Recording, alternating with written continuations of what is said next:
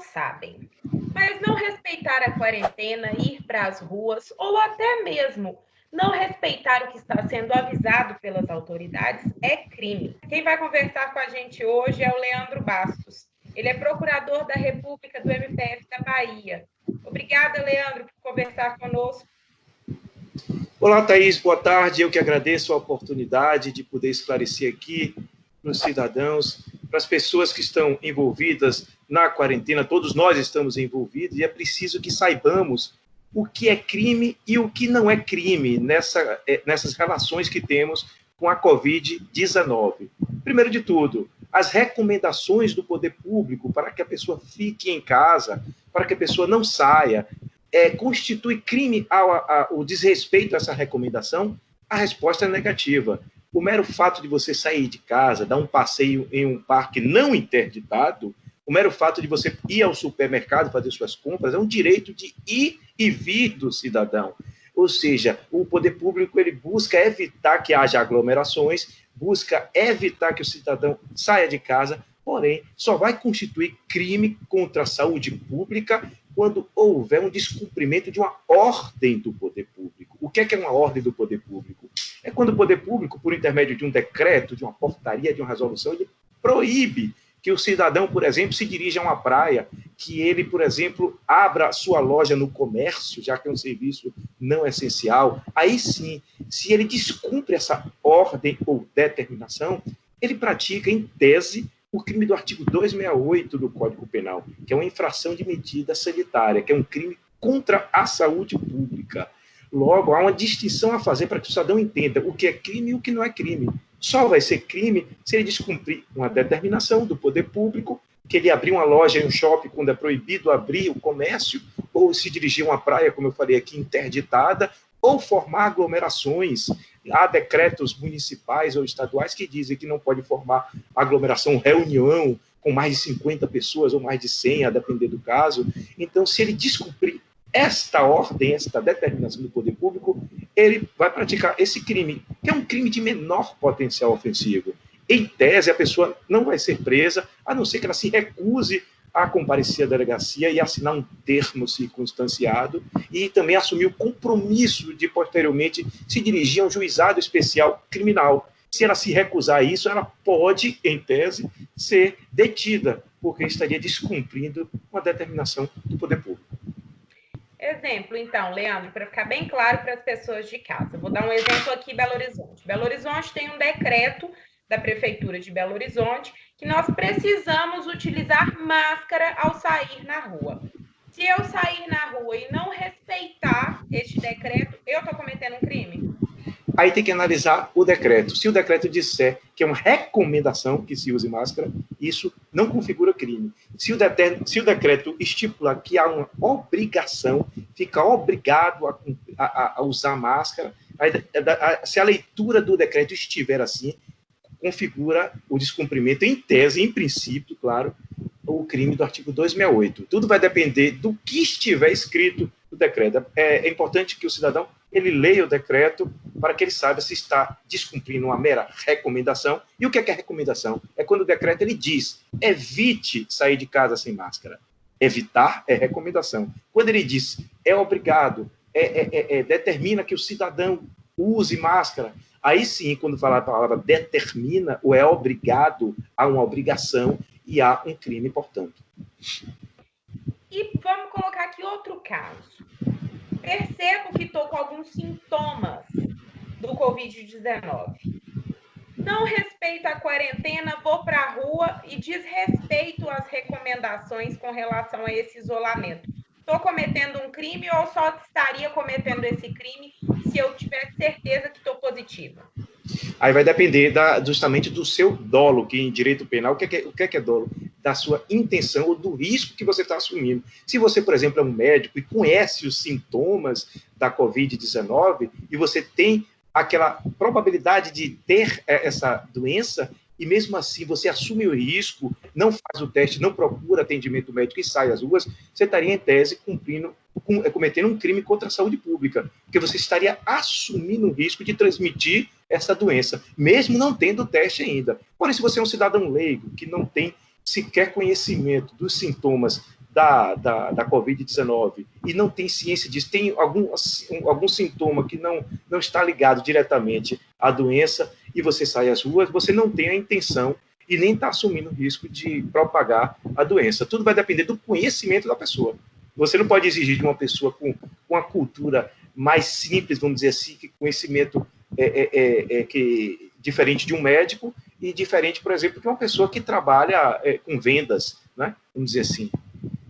Maravilha. E a gente falou aqui desses crimes que estão relacionados ao que o cidadão pode cometer com a sociedade. Mas tem também um outro lado que acontece conosco, cidadão. A gente está percebendo aí que aumentou o preço do álcool em gel, aumentou o preço da máscara, aumentou o preço de todos esses equipamentos de segurança de modo geral, de proteção individual, na realidade. E aí, é crime? Sim, esses casos ele tem acontecido muito, inclusive, que constitui em tese também, quando fala em tese, em princípio, que cada caso tem que ser analisado para ver se a pessoa agiu com dolo, com intenção. Crime contra a economia popular é previsto na Lei 15.021 de 51.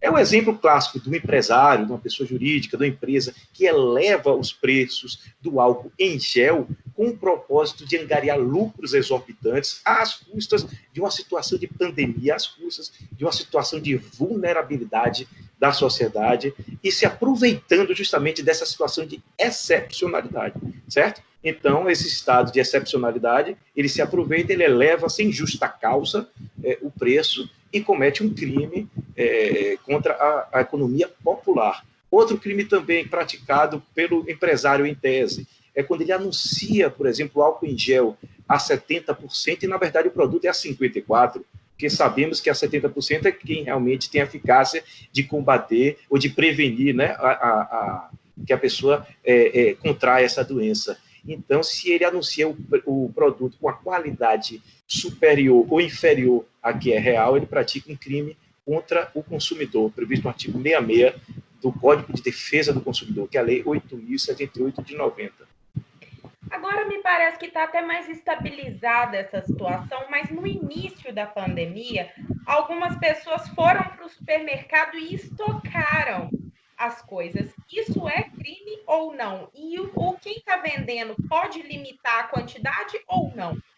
Sim, isso aí vai depender, muitas vezes a gente fala, vai depender tudo do caso concreto, porque se ele compra muito produto e com a finalidade de especular e depois revender, ele vai poder ser enquadrado no crime contra a economia popular. Né? Ele está comprando ali, e geralmente a pessoa quando compra em uma quantidade é para revender. Né? Quando ele tem essa finalidade especulativa, isso aconteceu muito no início da pandemia, como você bem mencionou, ele estará em tese praticando um crime da Lei 15.051 de 51, né, o crime contra a economia popular. E outra coisa que é muito importante também é o caso da falsificação de álcool em gel, que é muito comum também, né? É um crime, inclusive, hediondo, previsto no artigo 273 do Código Penal e tem uma pena muito elevada, de 10 a 15 anos. Ou seja, você falsifica o produto, o álcool em gel, e tem riscos, inclusive, para a saúde do consumidor. Isso aconteceu muito e é um crime que o Ministério Público está bem atento a isso aí.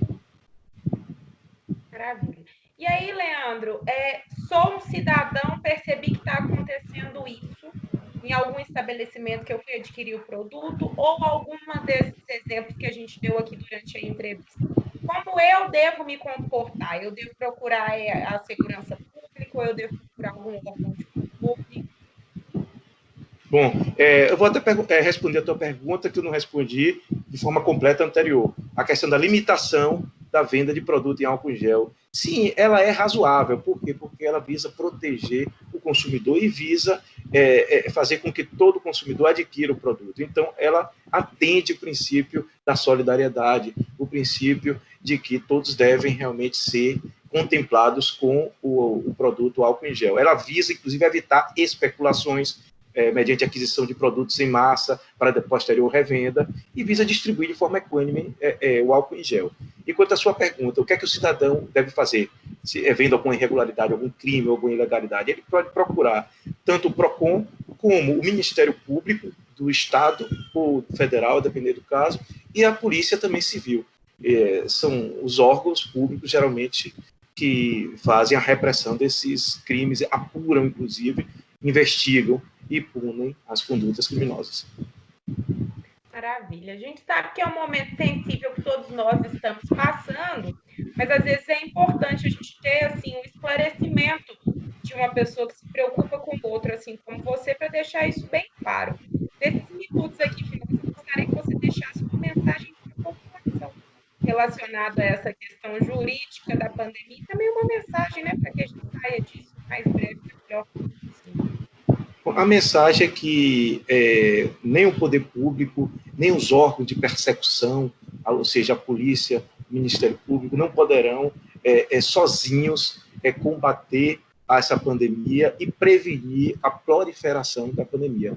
Ou seja, uma consciência coletiva que fará com que a gente saia de forma mais rápida possível. É justamente a conscientização das pessoas e que cada um fazendo a sua parte, procurando dentro do possível permanecer em casa ou saindo, usando as máscaras, cumprindo as recomendações do poder público e utilizando de um dever ético, social e moral de fazer com que a sua cota de contribuição seja relevante para a amenização dos efeitos da Covid-19, né? Que é essa doença denominada causada pelo vírus intitulado novo coronavírus.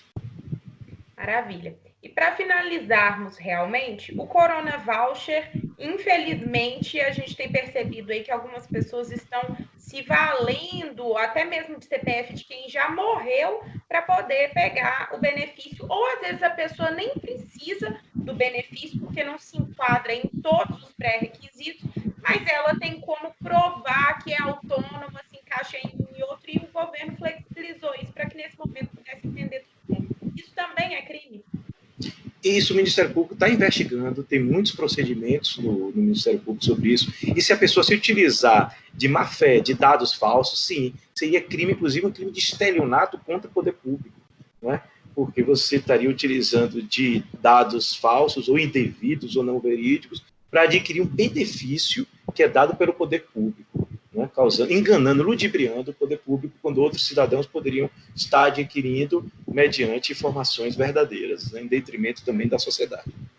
E se você não precisa receber o auxílio porque não está tendo baixa renda ou não se enquadra, mas conseguiu receber o benefício também, a gente sabe que não é nem bom, né?